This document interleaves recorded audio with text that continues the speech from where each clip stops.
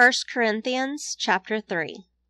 Dear brothers and sisters, when I was with you, I couldn't talk to you as I would to spiritual people.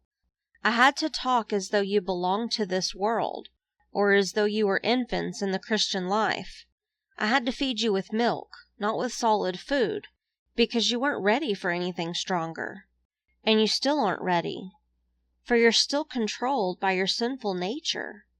You're jealous of one another and quarrel with each other. Doesn't that prove that you are controlled by your sinful nature? Aren't you living like people of the world?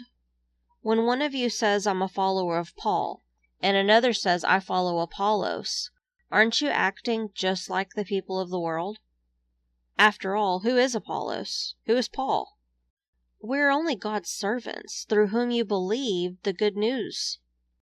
Each of us did the work the Lord gave us. I planted the seed in your hearts, and Apollos watered it, but it was God who made it grow. It's not important who does the planting or who does the watering. What's important is that God makes the seed grow. The one who plants and the one who waters work together with the same purpose, and both will be rewarded for their hard work. For we are both God's workers, and you're God's field. You're God's building. Because of God's grace to me, I've laid the foundation like an expert builder. Now others are building on it. But whoever's building on this foundation must be very careful, for no one can lay any foundation other than the one we already have, Jesus Christ. And anyone who builds on that foundation may use a variety of materials: gold, silver, jewels, wood, hay, or straw. But on the judgment day, fire will reveal what kind of work each builder has done. The fire will show if a person's work has any value. If the work survives, that builder will receive a reward. But if the work is burned up, the builder will suffer great loss.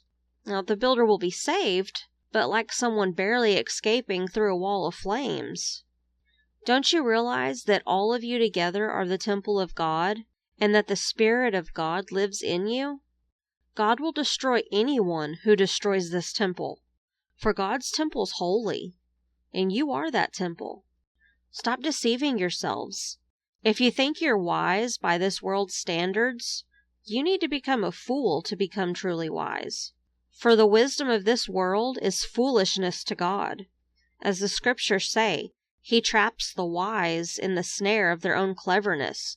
And again, the Lord knows the thoughts of the wise. He knows they are worthless.